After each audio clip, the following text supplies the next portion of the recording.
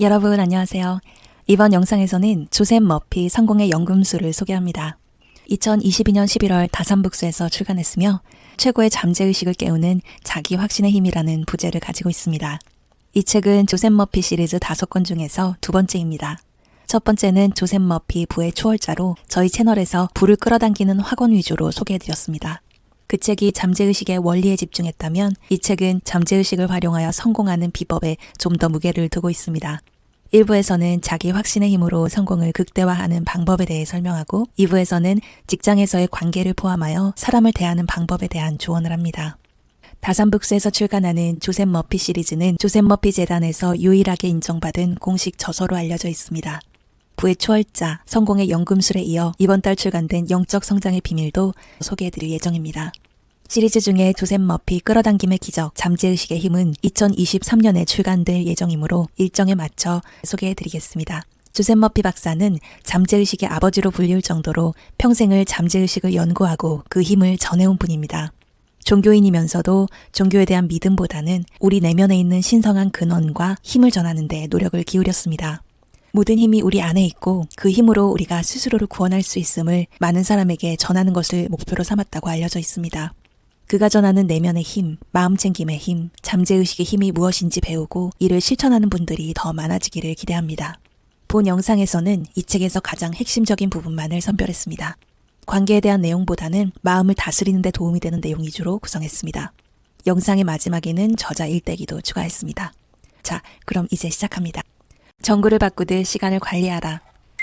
우리 자신에게 시간을 관리하는 능력이 있다는 걸 모르는 사람이 많다. 평생을 시골에서 살아온 한 여인이 있었다. 지금보다 더 큰 마을로 이사했는데 새 집에 전기가 들어오는 것을 보고 깜짝 놀랐다. 그녀는 전기에 대해 아무것도 몰랐고 한 번도 전기불을 본 적이 없었다. 전구가 빛나는 집이 매우 신기했다. 어느 날 한 남자가 새로운 전구를 팔러 왔다. 60촉광 밝기의 전구를 보여주겠다며 잠시 전구를 바꿔 끼워도 되겠냐고 물었다. 그녀는 알겠다고 했다. 전구에 불빛이 들어오자 온몸이 얼어붙었다. 그렇게 작은 전구에서 어쩌면 햇빛 같은 강렬한 빛이 나올 수 있는지 꼭 마법을 보는 것만 같았다. 그녀는 빛의 원천이 언제나 자기 집에 있었다는 것을 몰랐다. 분명 같은 전류가 흐르고 활광의 은은한 불만 들어오던 곳인데 갑자기 집안이 환해졌다. 이 글을 읽으면서 여성의 무지에 안타까워하며 미소 짓고 있는가? 하지만 대다수는 자신의 능력에 대해 이 여성보다 훨씬 무지하다. 우리는 조그만 팔광전구로 불을 밝히면서 인생을 살아간다. 주어진 능력을 마음껏 발휘하고 표현할 수도 있는데도 팔광의 빛만 낼 수 있는 운명이라고 믿는다. 무한한 전류가 영원히 나를 감싸고 삶을 상상할 수 없을 정도의 빛으로 물들게 하리라고는 꿈도 꾸지 못한다. 더 큰 전구를 꽂으면 더 많은 양의 전류가 무한하게 공급된다. 수백만 촉광을 밝힐 수 있는 전류가 방 안에 흐르는데도 내가 사용하는 전선은 아주 얇은 나머지 매우 적은 양의 전류만 흘러 낮은 촉광의 전구를 밝힐 뿐이다. 전류는 무한하게 흐르고 넘칠 정도로 공급되고 있다. 이 전류를 끌어다가 쓰는 것은 나의 몫이다. 내 시간은 전류와 같다. 다수는 팔광전구에 만족한다. 하지만 내 안에는 시간을 훨씬 더 효과적으로 사용할 수 있는 잠재력이 있다. 더 밝은 전구로 바꾸면 빛이 강해지듯이 시간을 관리하는 법을 바꾸면 인생에서 더 많은 일을 성취할 수 있다. 목표 달성을 위해 우선순위를 정하라. 시간 관리를 잘하려면 먼저 목표를 수립해야 한다. 정해진 시간 내에 무엇을 달성하고 싶은지 생각해보자. 안타깝게도 목표 지향적이기보다는 행동 지향적인 사람이 많다. 어떤 결과를 추구하는지보다는 지금 당장 어떤 행동을 해야 할지만 생각한다. 목표의 기한을 설정하면 해당 시간 내에 무엇을 달성하는지가 중요해진다. 목표를 명확하게 파악한 후에는 시간을 계획하라. 목표를 달성하는 데 가장 중요한 일에 우선순위를 두어라. 무엇을 먼저 할지 고민되는가? 위급한 상황으로 즉각적인 조치가 필요한 게 아니라면 목표를 달성하기 위한 활동이 최우선순위가 되어야 한다. 다른 사람이 아닌 자기 자신에게 기대라. 누군가가 계속 응원해주고 열정을 불어넣으며 영감을 준다면 많은 사람은 삶에서 꽤 좋은 성적을 거둘 것이다. 하지만 스스로 이 역할을 자처하는 경우는 거의 없기에 평범한 사람으로 남게 되고 다른 사람에게 기대해 원동력을 얻는 일이 다반사다. 좋은 이야기를 해주고 희망을 불러일으키며 가능성과 야망을 일깨우는 건 자동차 배터리를 충전하는 것에 비유할 수 있다. 타인에게 의지하는 사람들은 며칠 동안 아주 잘 지낸다. 하지만 새롭게 출발하고 열정을 유지할 수 생각하는 순간 다시 무너져 내린다. 그들을 지탱했던 힘이 사라진 것이다. 누군가가 다시 충전해 주어야 한다. 이들은 결코 스스로 충전하는 법을 모르는 것 같다. 동기를 유발하는 능력과 자기주도 능력이 부족하다.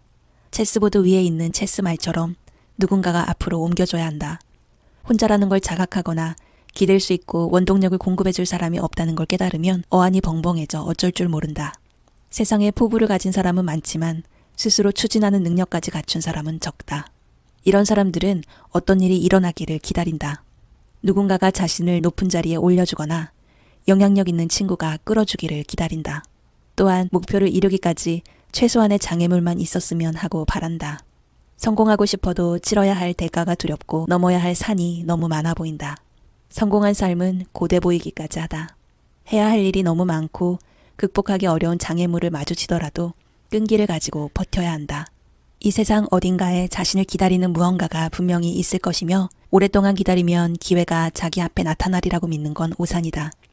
다른 사람들의 응원과 지지에 기대서 기적 같은 일이 일어나길 기다린다면, 자립심 없이 외부의 힘에 의존한다면 어떠한 진보나 성취도 이루지 못할 것이다. 샘이라는 남성이 있었다. 샘은 일자리를 쉽게 찾을 거라고 마음 놓고 있었지만 현실은 녹록지 않았다. 일자리를 구하기 위해 직업상담사를 찾아가야 했다. 전혀 예상하지 못한 시나리오였다. 샘은 자기 자신을 위해 무언가를 해본 적이 없었다. 평생 다른 사람이 대신해 주었기 때문이다. 좋은 학교를 나왔지만 자기 자신 외에는 의지할 사람이 아무도 없었다. 이런 적은 처음이었다. 샘은 현실과 맞닥뜨려야 했다. 몇 주 동안 상담사와 자주 이야기를 나누며 자신의 장단점, 그리고 좋아하는 일과 싫어하는 일이 무엇인지 알게 되었다. 다양한 분야에서 일할 기회가 있고 원하는 종류의 직업을 가지려면 추가 교육을 받아야 한다는 걸 깨달았다. 무엇보다도 자립해 두 발로 오로지 서야 한다는 사실을 받아들였다. 진정으로 성숙한 인간이 되려면 다른 사람이 아니라 자기 자신에게 기대야 했다. 빈민가 출신이 우연히 부자가 되고 명예와 명성을 얻는 법은 없다. 바닷가에 빠진 사람을 구해주거나 백만장자가 나에게 사랑에 빠져 부자가 되는 일은 더더욱 없다. 다음 진리를 기억하라. 성품은 곧 운명이고 내가 생각하고 느끼는 방식의 집합체다. 성품은 나의 가치와 자질, 진실성, 정직함을 반영하므로 갈고 닦은 성품과 마음가짐을 밖으로 표현하면 좋은 일이 생길 것이다.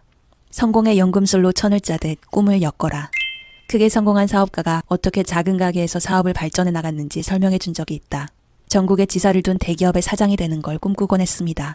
그는 정기적으로 그리고 체계적으로 큰 건물과 사무실, 공장, 가게를 차리는 상상을 했다. 그는 성공의 연금술을 사용하면 천을 짜서 옷을 만들듯 꿈을 엮을 수 있다는 것을 알았다.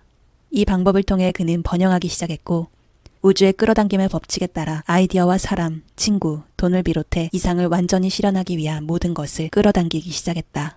이 사람은 진정으로 상상력을 발휘했고 상상력이 하나의 형태로 표현될 때까지 정신적인 패턴을 가지고 살았다. 실패를 상상하는 것만큼 성공하는 걸 상상하는 건 쉽습니다. 훨씬 더 흥미롭지요. 사업가가 내린 결론이다. 내가 마음에 품는 생각은 하나의 개념이 된다. 나는 잠재의식을 아이디어와 이상으로 가득 채워 인상을 남긴다.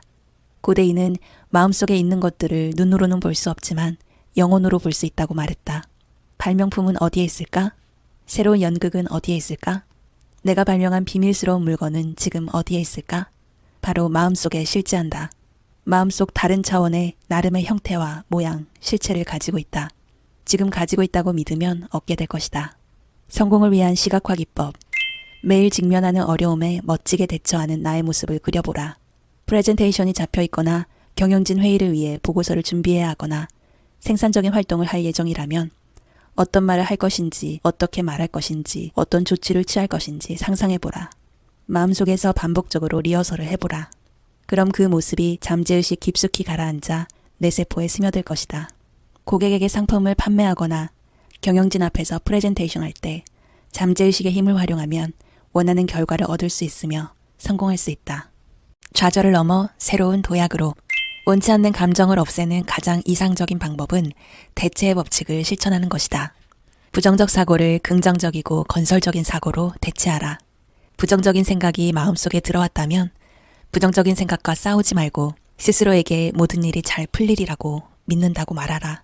빛이 어둠을 없애듯 부정적인 생각도 자취를 감출 것이다. 가끔은 불만이 생기고 화가 날 것이다. 걱정을 하고 다른 사람이 한 말을 곱씹는 등 과거의 사고방식으로 되돌아가려 할 것이다. 이러한 생각이 떠오른다면 잠재의식에 잘못된 인상을 새기지 않을 거라고 말하라. 공적인 일이든 사적인 일이든 필요하다면 하루에 100번, 1000번이라도 이렇게 말하라. 인생에서 큰 문제에 직면한 많은 사람은 희망을 잃고 매사를 부정적으로 바라본다. 하지만 다른 사람들과 함께라면 두려운 상황에서도 힘을 내 영웅적인 일을 할 수 있다. 매사추세츠주에서 수전 셔먼과 골드스타인 셔먼 부부가 운영하는 숙박업소인 마사의 포도밭은 2001년 12월 화재로 소실되었다. 복구 작업을 하느라 한 달 동안 저녁을 먹을 시간도 없을 정도로 피해는 막심했다. 부부는 친구들이나 지인에게 밥을 얻어먹고 얹혀 살아야 했다. 하지만 화재의 여파에 휘둘리지 않도록 마음을 다잡았다. 마을에서 존재감을 유지하기 위해 먼저 여관 내 레스토랑을 다시 열기로 결정 내렸다. 레스토랑을 복원하면서 시련은 곧 기회라고 쓰인 거대한 현수막을 내건 골드스타인 부부는 화재를 기회로 삼아 작고 허름한 여관을 탈바꿈했다. 맨션하우스라고 이름을 바꾸고 최고급 시설로 업그레이드해 더 많은 손님을 끌어들였다. 셔먼 부부는 여관을 불태운 화재 사건이 실제로 새로운 도약을 하는 데 도움이 되었다고 말한다. 긍정적 사고 덕택에 그들은 다시 일어나 새롭게 시작할 수 있었다. 상상력의 힘을 개발하라. 창의성은 예술가, 발명가, 기업가만의 전유물이 아니다. 모두의 내면에는 힘이 존재하므로 그 힘을 개발해서 수면 위로 끌어올리기만 하면 된다. 다음은 창의성을 키우는 데 도움이 되는 조언이다. 내가 좋아하는 일을 한다고 생각해보라. 그리고 그 일을 하는 나를 상상해보면 직장과 커리어에서 기적이 일어날 것이다. 온전하고 완벽한 내 모습을 마음속으로 그려라. 성공한 커리어를 가지고 아름다운 집에서 살면서 행복하고 즐거운 가정을 꾸린 내 모습을 상상해보라. 이러한 이미지를 마음속에 품으면 기적적인 결과가 일어난다. 회사 또는 부서의 목표를 달성하는 데 기여하고 경영진이 나의 업적을 인정해준다고 상상하라. 성공해서 축하를 받는 모습을 떠올려라.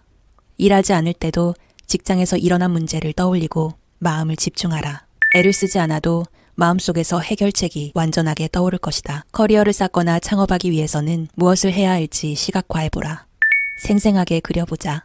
상상한 내용은 자연스럽고 극적이며 흥미진진해야 한다. 잠재의식은 내가 상상하고 느끼는 것을 받아들일 것이다. 에드워드 해리먼은 미국을 가로지르는 철도가 있으면 어떨까 생각했다. 해리먼은 지도 위에 미국을 가로지르는 상상의 선을 그렸다. 믿음과 확신이 마음속에 있는 이미지를 뒷받침했고 그는 곧 상상한 대로 미국의 철도를 놓았다. 철도는 산업과 상업에 혁명을 일으켰고 수백만 개의 일자리를 창출했으며 많은 사람에게 헤아릴 수 없을 만큼의 부를 가져다 주었다. 소망이 현실에서 이루어지는 것을 계속 그리며 상상 속의 역할을 느끼고 충실하라. 머릿속에서 상상하는 행동을 바탕으로 바라는 소망을 진심으로 깨달은 다음 현실에서 내가 물리적으로 취할 행동과 일치시킨다. 추앙하는 일을 찾고 발전시켜라. 정상에 다다르는 유일한 방법은 별만 쳐다보고 가는 것이다. 원하는 것을 시각화하라. 소망을 마음속에 품고 소망을 이루기 위해 온 힘을 다해 노력하라. 중요한 것은 언제나 이를 추진할 만한 동기와 영감을 주는 미래의 목표를 가지는 것이다. 앞날이 기다려지고 더 큰 포부를 품게 하는 목표를 세우자. 목표는 크게 가져야 한다. 지금보다 더 나은 사람이 되고 싶은가? 더 훌륭하고 고결한 사람이 되고 싶은가? 그럼 두려움과 원한, 불만을 버리고 자책을 그만두어야 한다. 받으려면 먼저 주어야 한다. 건설적으로 생각하는 법을 연습하려면 먼저 부정적인 사고를 포기해야 한다. 내가 되고자 하는 모습을 사랑해야 하고 지금의 나를 포기해야 한다. 옛것을 기꺼이 놓아주어야 새로운 경험을 할 수 있다. 음악이나 예술, 법과 사랑에 빠질 수도 있다. 앉아서 건강과 행복, 마음의 평화, 풍요로움, 안전, 올바른 행동, 조화, 영감에 관해 곰곰이 생각해보라. 내가 사랑하는 일, 가치 있는 일을 하면 재정적인 보상뿐만 아니라 기쁨과 만족감을 얻을 수 있다. 이런 생각을 하면서 주의 깊게 커리어를 개발하고 일에 집중하라. 그러면 일에 매료되어 몰입하게 되고 잠재의식의 법칙이 반응하게 될 것이다. 마음속에서 품은 소망대로 또는 잠재의식이 생각하는 대로 이룰 수 있다. 생각하는 대로 행동하면 되고 싶은 사람이 될 것이다. 생각은 머리로 하는 게 아니라 마음에서 일어난다. 생각이 떠오르려면 그 전에 감정이 들어야 하고 그 감정이 진짜라고 느껴야 하기 때문이다. 내가 품은 생각이나 아이디어는 특정한 감정 반응을 불러일으킨다. 특정한 생각을 계속 하게 되면 생각이 잠재의식 속에 내려앉아 그 행동을 유도하고 내가 생각하는 말을 표현시킨다. 만약 나의 열정이 예전 같지 않고 낙담하여 풀이 죽어있는 상태라면 가능한 모든 방법을 써서 포부를 굳건히 다져야 한다. 예를 들면 현재 기업에서 일하고 있는데 대기업 임원이 되고 싶다면 회사와 파트너십을 맺을 준비를 하라. 밑바닥부터 시작한 다른 사람들도 똑같은 꿈을 꿨다. 완벽하게 합법적인 야망이다. 그런 다음 지금은 비록 점원에 불과하지만 언젠가 나의 이름이 설립자로 새겨질 회사의 문을 상상해보라. 그럼 원대한 목표가 생길 것이다. 결국 문에 내 이름이 새겨 있는지는 크게 중요하지 않을 것이다. 어쨌든 나는 교육을 받고 임원이 되기 위한 준비를 할 것이므로 임원 또는 그보다 높은 자리에 도달할 것이다. 어떤 일이 일어나든 포부를 가지고 회사와 파트너십을 맺을 준비를 하면 나의 커리어는 크게 성장할 것이다. 레리는 비즈니스 세계에서 이름을 떨치고 입지를 굳힌 사람이다. 그는 어렸을 때부터 매일 자신과 마음을 터놓는 대화를 나누었고 그 결과 포부를 빨리 실현할 수 있었다. 그리고 계속 자기 자신을 일으킴으로써 자신의 능력을 최고 수준까지 끌어올렸다. 그는 자신이 이만큼 성취할 수 있었던 것은 끈질기게 목표를 쫓는 습관을 어렸을 때부터 길러왔기 때문이라고 확신한다.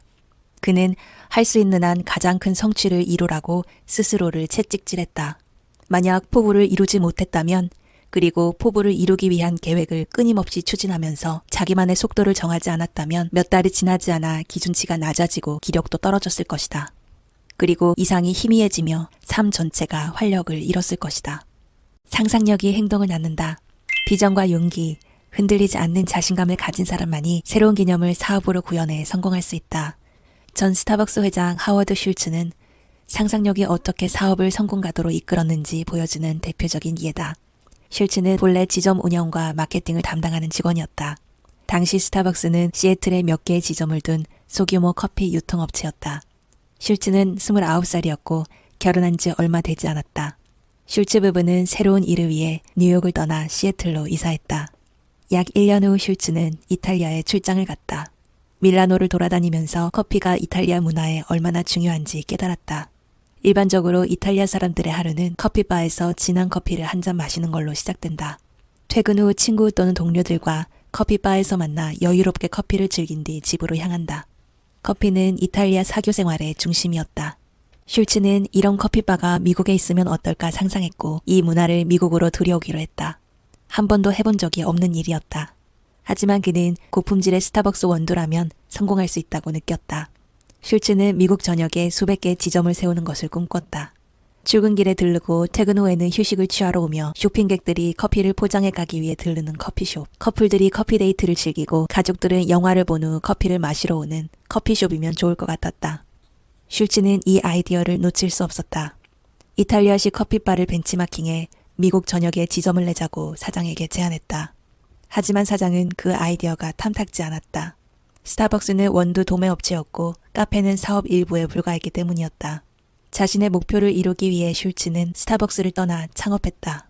1986년 그는 시애틀에 첫 커피바를 열었다. 성공은 시간 문제였다. 곧 시애틀의 2호점을, 캐나다 밴쿠버의 3호점을 열었다. 이듬해 그는 스타벅스 커피 컴퍼니를 사들였고 카페명을 스타벅스로 바꿨다. 2000년대에 들어서면서 스타벅스는 빠질 수 없는 미국 문화로 자리매김했고 스타벅스는 전 세계로 지점을 확대해 나갔다. 로스앤젤레스의 사업가인 리처드는 돈을 크게 잃은 후 인생에서 앞으로 나아가기 위해 어떻게 해야 하는지 인도해달라고 기도했다. 그러자 사막으로 가야 한다는 생각이 강력하게 일었고 그는 정말 사막으로 가서 앞으로 무엇을 해야 할지 곰곰이 생각했다. 그때 갑자기 어떤 아이디어가 떠올랐다. 리처드는 로스앤젤레스에서 큰 부동산 회사를 운영하는 오래된 지인에게 사막에서 엄청난 잠재력을 보았다고 털어놓았다. 당시에는 사막에 불과했던 그곳에서 그는 로스앤젤레스와 동부 사람들이 이사오는 모습을 상상했고 마음의 눈으로 집과 병원, 학교를 짓는 것을 보았다. 이 이야기를 들은 지인은 그를 사막개발 프로젝트의 영업사원으로 고용했다. 리처드는 성공적으로 한 회사와 파트너십을 체결했고 오늘날 수백만 달러의 부동산을 소유한 부동산 부자가 되었다. 성공을 위한 3가지 단계. 성공을 향해 가는 가장 중요한 첫 번째 단계는 자신이 좋아하는 일이 무엇인지 알고 그 일을 하는 것이다. 내가 하는 일을 사랑하지 않는다면 전 세계가 나를 추앙하더라도 나 자신이 성공했다고 여기지 못할 것이다. 내가 사랑하는 일을 하면 그 일을 열심히 하려는 마음이 든다. 정신과 의사가 되고 싶다면 의사 면허증을 따서 벽에 걸어놓는 것만으로는 충분하지 않다. 정신과학 분야의 최신 동향을 따라가고 학회에 참석하며 끊임없이 마음이 어떻게 작용하는지를 연구해야 한다. 다른 병원을 방문하기도 하고 최신 학술 논문을 읽어야 할 것이다. 환자의 안녕이 최우선이기에 인간의 고통을 경감해주기 위해 가장 최근에 나온 치료 기법을 공부해야 할 것이다.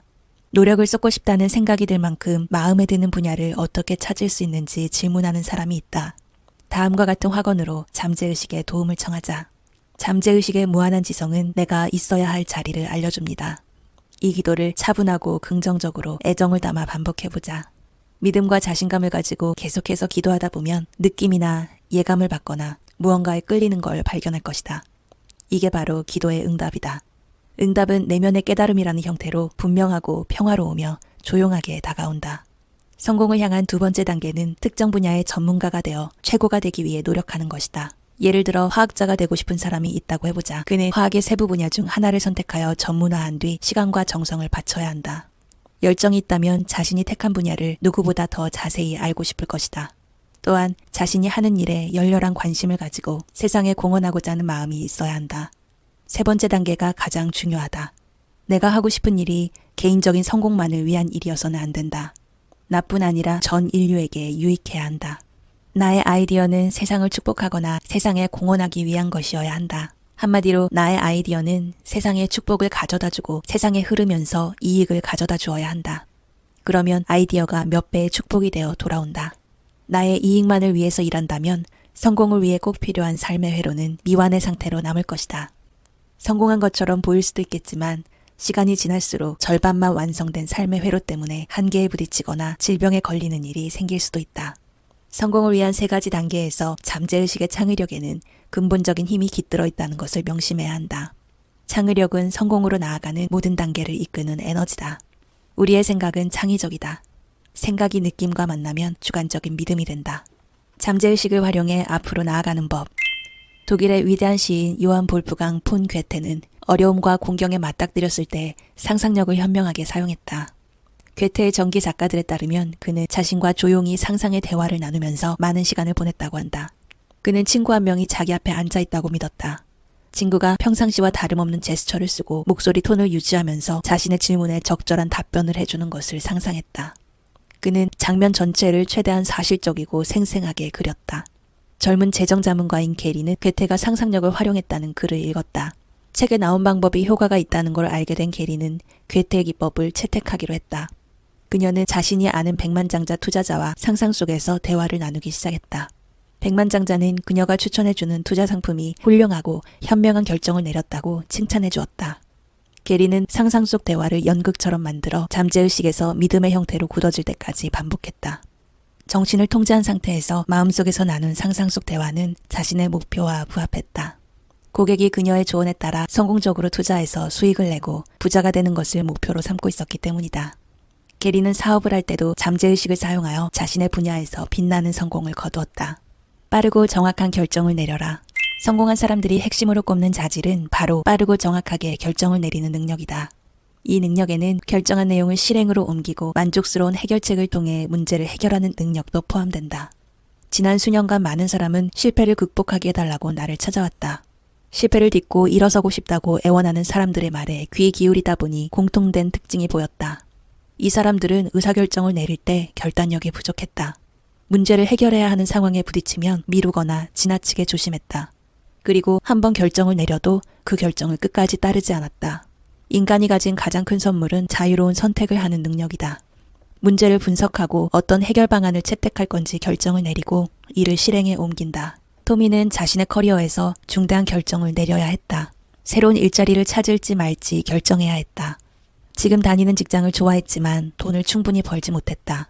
사업이 잘 되지 않았기 때문에 급여가 올라갈 기회가 거의 없었다. 경쟁업체는 현재 연봉보다 조금 더 높은 연봉을 제안했다. 발전하기에 좋은 기회처럼 보였다. 경쟁업체는 당장 답을 달라고 했지만 토미는 다음 주 금요일까지 시간을 달라고 설득했다. 아주 좋은 조건이었다. 어차피 돈은 더 필요했다. 하지만 그는 경쟁업체로 이직하는 게 불공평하다고 생각했다. 현재 직장이 자신에게 기술을 가르쳐주고 익히게 도와주었기 때문이다. 그는 마음속에서 문제를 내려놓았고 잠재의식이 옳은 결정을 내리리라는 것을 알고 있었다. 정말로 수요일에 그의 상사로부터 전화가 왔다. 방금 막 수익성이 높은 계약을 체결했고 그 프로젝트 매니저 자리에 토미를 앉히고 싶어 했다. 월급 인상은 저절로 따라왔다. 토미는 현재 회사에 머무르는 게 옳다고 확신했다. 잠재의식이 다른 제안을 바로 수락하지 못하게 했기에 그는 승진할 수 있었다. 자기 자신을 공정하게 대하라. 리사는 승진하고 발전할 준비가 되어 있다고 느꼈다. 하지만 그녀는 상사가 미웠다. 상사가 자신의 앞길을 막고 있다고 느꼈기 때문이다. 그래서 자기보다 나이가 많고 현명한 친구에게 도움을 청했다. 친구는 그녀가 그녀 자신을 부당하게 대우하고 있으며 상사를 맹목적으로 우러러보고 있다고 지적했다. 자기 내면에 있는 절대자보다 상사의 능력이 크다고 생각한 것이다. 이러한 태도는 말이 되지 않는다. 상사가 절대자보다 더 위대하다고 생각하며 전지전능한 절대자의 힘을 거부하고 있었다. 리사는 다음과 같이 확언하여 절대자의 힘을 되돌려 놓았다. 승진은 나의 것이다. 발전은 나의 것이다. 성취는 나의 것이다. 절대자의 힘을 통해 모든 것을 이룰 수 있다. 잠재의식은 상사 때문에 자신이 승진하지 못했다는 개념을 거부했다. 대신 힘을 모아 업무 능력과 태도를 개선했고 결국 자신이 원하던 자리로 승진할 수 있었다. 우리는 스스로 느끼는 것을 끌어당기고 스스로 상상하는 대로 된다. 자기 자신을 불황자라고 상상해 볼 수 있다. 떠돌이가 되어 기차에 무임승차하는 모습을 떠올려 볼 수도 있다. 이렇게 계속해서 상상하다 보면 떠돌이가 될 것이다. 한편으로는 엄청난 성공을 거머쥐거나 유명한 배우가 되리라고도 상상할 수 있다. 다수의 관중 앞에 서서 그들을 울고 웃게 만드는 모습을 그릴 수 있다. 회사에서 성장할 기회가 없다고 말하는 사람들이 있다. 임금에 엄격한 기준이 있어서 월급이 오르거나 발전 또는 승진할 수 없다는 것이다. 이것은 항상 맞는 말은 아니다. 마음의 법칙을 사용하면 발전하고 앞으로 나아갈 수 있다. 발전하는 비결은 지금 하는 일을 사랑하고 지금 있는 곳에서 최선을 다하는 것이다. 친절하고 상냥하며 부침성 있고 선의가 넘치는 사람이 되어라. 크게 생각하고 부를 떠올리면 현재 하는 일이 성공을 위한 도약의 발판이 될 것이다. 나의 진가를 깨닫고 마음속으로 부를 주장하라. 그리고 상사든 동료든 관리자든 고객이든 친구든 일상생활에서 마주치는 주변 사람이 부자가 되길 바라라. 그럼 스스로가 부와 발전의 에너지를 퍼뜨리고 있다고 느끼게 될 것이고 무한한 지성은 조만간 나에게 새로운 기회의 문을 열어줄 것이다. 사람들은 다음과 같은 질문을 쉴 새 없이 한다. 어떻게 하면 앞으로 나아갈 수 있을까요? 어떻게 하면 환경이 개선되고 연봉이 오를 수 있을까요? 어떻게 하면 새로운 차와 집을 살 수 있을까요? 내가 원하는 때 원하는 일을 할 수 있는 만큼의 돈을 벌려면 무엇을 해야 할까요? 마음의 법칙을 사용하는 법을 배우면 이 모든 질문에 답할 수 있다. 마음의 법칙은 원인과 결과의 법칙이고 증가의 법칙, 끌어당김의 법칙이기도 하다.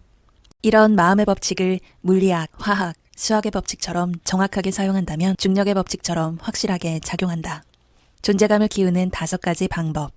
내가 얼마나 능력이 있고 뛰어난지 창의력과 능력을 갖추고 있는지 알리기 위해서 반드시 홍보 담당자를 구해야 하는 것은 아니다. 조직에서 다른 사람들에게 존재감을 새기는 5단계를 소개하겠다. 첫째, 목소리를 높여라. 미팅에 참석한다면 앉아만 있지 말고 적극적으로 참여하라. 나의 아이디어를 표현하고 제안하는데 두려워하지 마라. 주의할 점이 있다. 미팅을 준비할 때는 의제를 검토하고 내가 제시할 의견의 사실 여부를 검증하며 어떤 파급력을 가질지 확인하라. 둘째, 상대방의 분야와 관련된 정보를 제공해서 상대방을 도와라. 발레리는 무역 잡지의 기사를 스크랩해서 주제에 관심이 있을 만한 동료와 매니저에게 보냈다. 발레리는 다른 사람의 관심사를 빠르게 파악하는 직원으로 입소문이 났고 승진할 때 큰 이점이 되었다. 셋째, 자진해서 하라. 다른 사람이 하기 싫어하는 업무를 자진해서 해보자. 빌은 자진해서 미국의 자선단체 연례모금 행사 의장직을 맡았다. 행사 조직을 위해 거의 모든 부서를 방문했고 부장들과 안면을 익히게 되었다. 몇 달 후 자신의 사업을 확장하던 한 부장은 자신의 팀으로 와서 도전적이고 급여가 더 높은 자리를 맡아보지 않겠냐고 제안했다. 넷째, 전문 조직에서 활발하게 활동하라. 달리는 고급 소비재 회사의 마케팅 부서에서 일했다. 부서에는 젊은 마케팅 전문가가 여러 명 있었고 모두 승진하려고 경쟁했다. 그녀의 경쟁자들은 모두 똑똑했고 창의력이 넘쳤으며 달린처럼 명문학교를 졸업했다. 달리는 눈에 띄기 위해 무언가를 해야 했다. 아메리칸 마케팅 협회 지부 회원이었던 그는 프로그램 위원의 일을 맡는 데 동의했다. 그녀가 처음 맡은 업무는 4월 회의에 발표할 사람을 찾는 것이었다. 그녀는 자기 회사의 마케팅 부사장을 선택했다. 달리는 단 한 번도 경영진과 이야기를 나눠본 적이 없었다. 물론 부사장도 연설해달라는 초대를 받았을 때 달린이 누군지 몰랐을 것이다. 그는 연설하는데 동의했고 연단에 서게 되어 영광이라고 답했다. 미팅 전 그는 달린을 2번 만나 어떤 주제로 연설을 할 것인지 논의했다. 회의에서 달린은 연단에 올라 부사장 옆에 서서 그를 소개했다. 그 이후 달린은 부사장의 눈에 띄어 다른 경쟁자를 제치고 승진할 수 있었다. 5째, 글을 써라. 기회가 된다면 자신이 속한 업계의 잡지나 매체 등에 글을 투고하라. 책을 써도 좋다. 그러면 동종업계의 다른 회사에서도 나를 알게 된다. 커리어를 발전시키다 보면 종종 이직을 해야 할 때가 있는데 이것이 다른 회사의 인사 담당자의 이목을 끌고 당신의 신뢰도를 높일 가능성이 크다. 다만 주의할 점이 있다. 현재 직업에 관련된 이야기를 쓸 경우 이 내용을 써도 괜찮은지 상부에 문의하라. 일하기 전에 먼저 확인함으로써 사내 규칙 위반이나 법적으로 복잡한 일을 피해갈 수 있다. 정체하지 말고 변화를 주어라. 직장에서 발전하는데 방해를 받는다고 느껴질 때가 있다. 그러면 부서 이동이나 이직을 할 필요가 있다. 때로는 일부 전진하기 위해 후퇴해야 할 때도 있다. 비즈니스 리더들은 주기적으로 변화를 주는 것의 가치를 직관적으로 알고 있다. 듀폰의 전 최고 경영자인 앨런 쿨먼은 제품의 안전성을 담당하는 부서를 창설하기 위해 기존의 높은 직책을 그만두어야 했다. 이는 엄청난 퇴보처럼 보였다. 높은 직위를 버리고 고작 30명의 직원으로 구성된 새로운 부서를 이끌어야 했기 때문이다. 동료 중 절반은 큰 잘못을 저질러서 좌천되었다고 생각했고 다른 절반은 비합리적인 결정이라고 생각했다. 하지만 의심과 부정의 말이 끊이지 않는 와중에도 새로운 사업은 약 55억 달러 규모로 성장했고 그는 자신이 옳았음을 증명했다. 쿨먼은 반대를 마주한 사람들에게 정체하기보다는 오히려 어려운 결정을 감수하고 계속해서 재투자하라고 조언한다. 에이본 프로덕츠의 회장직을 맡았던 리즈 스미스는 식품 대기업 크래프트 푸드에서 물을 부으면 젤리가 되는 제품을 만드는 젤로 브랜드를 담당하고 있었다. 하지만 그녀는 국내 시장을 대상으로 하는 수입 업무보다는 유럽 회사를 인수하는 일로 보직을 바꿔달라고 요청했다. 사람들은 정신이 나갔다고 생각했지만 그녀는 판매와 글로벌 유통 분야에서 경험을 쌓고 싶었다. 업무를 바꾼 뒤 그녀는 비판에 휘둘리지 않고 자신이 필요로 한 것을 얻었다. 성공이란 모든 방면에서 역량과 능력을 높여 내면의 힘을 발산하는 것을 뜻한다. 승진, 돈, 인맥 등 부를 생산하는 이미지를 마음속에서 떠올리면 이미지와 비슷한 물리적인 부가 실제로 생긴다. 인생에서 우리는 우리가 원하는 것을 무한하게 더할 수 있다. 현재 의식과 잠재의식의 법칙을 연구해서 부와 능력, 지혜, 지식 그리고 믿음을 더하라. 그리고 다음과 같이 확언하라. 내 안의 선이 끊임없이 흐릅니다. 선은 기쁘게 막힘없이 흐릅니다. 그러면 부가 열린 마음으로 흘러 들어올 것이다. 당신이 받아들일 준비가 되어 있다면 말이다. 조셉 머피 소개. 조셉 머피 박사는 1898년 아일랜드의 작은 마을에서 태어났다. 그리고 엄격한 가톨릭 가정에서 자랐다. 그의 아버지는 예수의 교육기관인 아일랜드 국립학교의 부제이자 교사였다. 아버지는 매우 독실한 신자였을 뿐 아니라 예수의 신학생들을 직접 가르친 몇 안 되는 평신도 교사 중 하나였다. 많은 주제에 대한 폭넓은 지식을 보유했던 그는 아들 조셉 머피에게 공부를 향한 열망을 불어넣었다. 당시 아일랜드는 경제 불황기를 겪고 있었기 때문에 많은 가정이 굶주림에 시달렸다. 그의 아버지는 일자리를 계속 유지하기는 했지만 그의 수입은 가족을 겨우 부양할 수 있을 정도였다. 국립학교에 입학한 머피 박사는 우수한 학생이었다. 사제가 되라는 권유에 따라 예수회 신학대학교에 입학했다. 그러나 10대 후반이 되자 예수회의 카톨릭적 정통성에 의문을 품어 신학교를 중퇴했다. 박사는 새로운 아이디어를 탐구하며 더 많은 경험을 하겠다는 목표를 품었다. 보수적인 가톨릭 국가인 아일랜드에서는 이러한 목표를 추구하기 어려웠기에 박사는 가족을 떠나 미국으로 건너갔다. 그는 단돈 $5만 손에 쥐고 뉴욕 앨리스 아일랜드 연방 이민국에 도착했다. 미국에서 지낼 곳을 찾아야만 했던 그는 운 좋게도 동네 약국에서 일하는 약사와 방을 함께 쓸 수 있었다. 아일랜드에 살던 시절 집과 학교에서는 모두 게일어를 썼기 때문에 그의 영어 실력은 그다지 뛰어나지 않았다. 그래서 대부분의 아일랜드 이민자처럼 그도 일용 노동자로 일해서 집세와 밥값을 벌었다. 그의 룸메이트였던 약사는 좋은 친구가 되어주었다. 그러다 친구가 일하던 약국에 약사의 조수로 자리가 생겨 일하기 시작했다. 이후 그는 학교에서 약학을 공부한 뒤 약사 자격증을 취득했다. 결국 그는 자신이 일하던 약국을 매입해 몇 년 동안 약국을 성공적으로 운영했다. 미국이 제2차 세계대전에 참전하자 그는 미군에 입대해 의료지원부대에서 약사로 복무했다. 군복무 기간 동안 그는 종교에 다시 관심을 두고 어마어마한 양의 책을 읽으며 여러 종교의 교리를 공부했다. 제대 후에는 약국으로 돌아가는 대신 미국 전역과 해외 여러 나라를 여행하며 다양한 대학에서 수많은 강의를 들었다. 공부를 하면서 아시아의 여러 종교에 매료된 박사는 좀 더 심도 있게 공부하기 위해 인도로 건너갔다. 고대부터 현대에 이르는 위대한 동양 철학자들의 사상을 폭넓게 연구했다. 그 외에 머피 박사에게 가장 큰 영향을 미친 인물은 판사이자 철학자, 의사, 교수를 겸했던 토머스 트루워드 박사였다. 머피 박사는 트루워드 박사에게 철학, 신학, 법학을 배웠다. 여행을 마치고 미국으로 돌아온 머피 박사는 신사고 운동을 지지했다. 신사고 운동은 19세기 후반에서 20세기 초반까지 발전한 운동으로 삶을 바라보는 새로운 방식을 설교하고 저술하며 실천했다. 신사고 운동 지지자들은 새로운 사고방식을 따르면 새로운 방법과 더 나은 결과를 끌어낼 수 있으며 삶을 풍요롭게 만들 수 있다고 설파했다. 물론 머피 박사가 이러한 긍정 메시지를 전파한 유일한 목사는 아니다. 당시 신사고 운동이 여러 철학자와 사상가의 지지를 받았던 만큼 그 영향을 받은 여러 목사와 신도들은 제2차 세계대전 이후 수십 년간 많은 교회를 세우고 발전시켰다. 그들의 행보를 따라 머피 박사 역시 로스앤젤레스에 자신의 교회를 설립해 목사가 되기로 했다. 그는 자신이 세운 조직을 신성과학교회라 명명했다.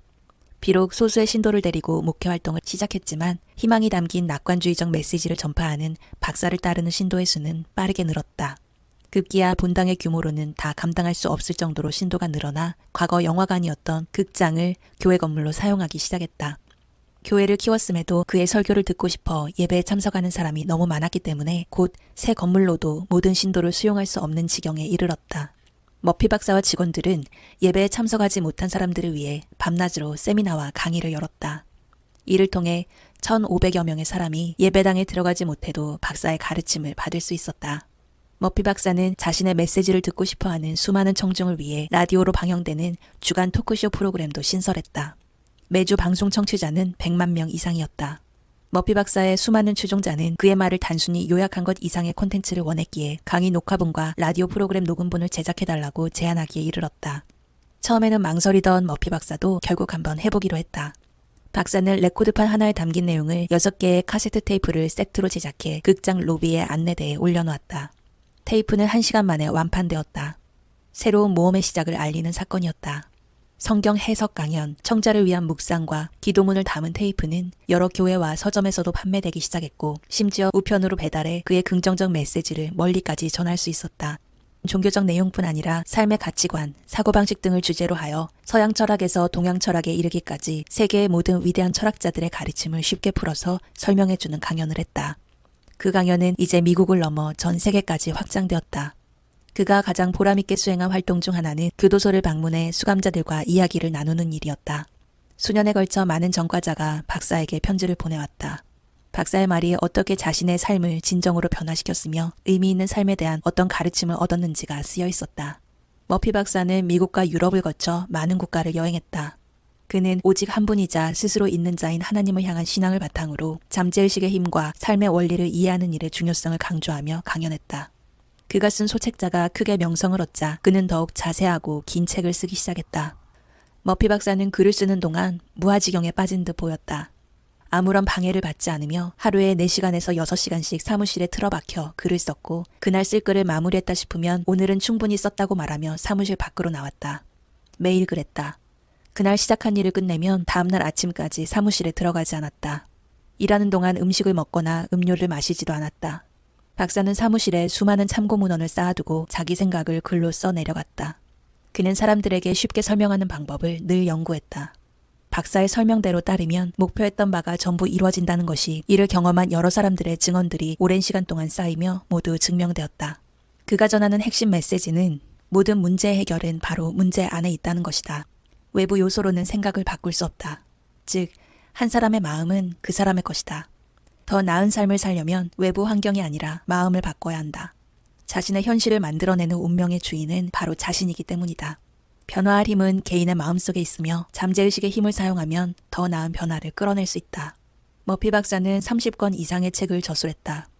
그중 가장 유명한 저서인 잠재의식의 힘은 1963년 출간 직후 베스트셀러로 등극했다. 그 책은 역사상 가장 뛰어난 자기계발서라는 찬사를 받았다. 세계 곳곳에서 판매되고 있는 그 책의 누적 판매량은 이미 수백만 권을 넘은 지 오래되었다. 박사는 1981년 12월 세상을 떠났다. 아내 진 머피 박사는 조셉 머피 박사의 사후에도 사역을 계속해 나갔다. 진 머피 박사는 1986년 한 강연에서 고인이 된 남편의 말을 인용하며 그의 철학에 담긴 메시지를 전파했다. 모든 사람에게 내면에 있는 신성한 근원과 힘에 대해 알려주고 싶습니다. 힘은 내 안에 있으며 내가 나 스스로를 구원할 수 있음을 가르쳐주고 싶습니다. 저는 많은 사람에게 다가가고 싶습니다.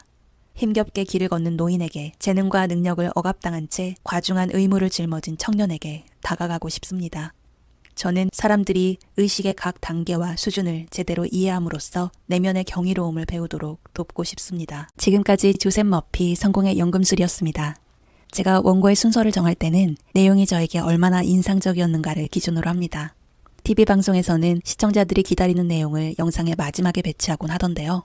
영상의 초입을 보시는 분들이 그래도 가장 많기 때문에 저희 채널에서는 핵심 중의 핵심을 가능한 앞부분에 배치하려고 신경을 씁니다. 이번 영상에서는 시간을 제대로 관리하고 자신의 능력을 파악하는 것이 우리 인생의 전구의 촉을 바꾸는 것과 같다는 메시지를 가능한 많은 분들께 전하고 싶었습니다. 모든 사람에게 동일하게 주어지는 24시간을 어떻게 사용하느냐에 따라 삶의 질이 달라집니다. 시간의 활용도를 높이는 것을 전구의 촉광 바꾸는 것에 비유한 것에 크게 공감했습니다. 시간뿐만 아니라 우리의 마음을 쓰는 것도 마찬가지일 것입니다. 자기 자신을 믿어주는 확신을 가진 사람의 내면과 외부에서 들려오는 잡음에 끊임없이 귀 기울이고 끌려다니는 사람의 내면에 밝히는 엄청난 촉광의 차이를 보일 것입니다. 우리에게 주어진 것을 있는 그대로 받아들이고 가지고 있는 것을 더 밝은 촉광으로 바꾸어 나가려는 노력이 중요하다는 생각을 해봅니다. 조셉 머피 시리즈의 책을 통해서 더 많은 분들이 잠재의식의 힘을 돌아보고 인생에 끌어오는 계기가 되길 바랍니다.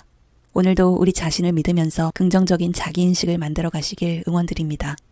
본문에서 가장 인상적인 문구로 본 영상을 마무리할까 합니다. 성품은 곧 운명이고 내가 생각하고 느끼는 방식의 집합체다. 성품은 나의 가치와 자질, 진실성, 정직함을 반영하므로 갈고 닦은 성품과 마음가짐을 밖으로 표현하면 좋은 일이 생길 것이다. 끝까지 시청해 주셔서 고맙습니다.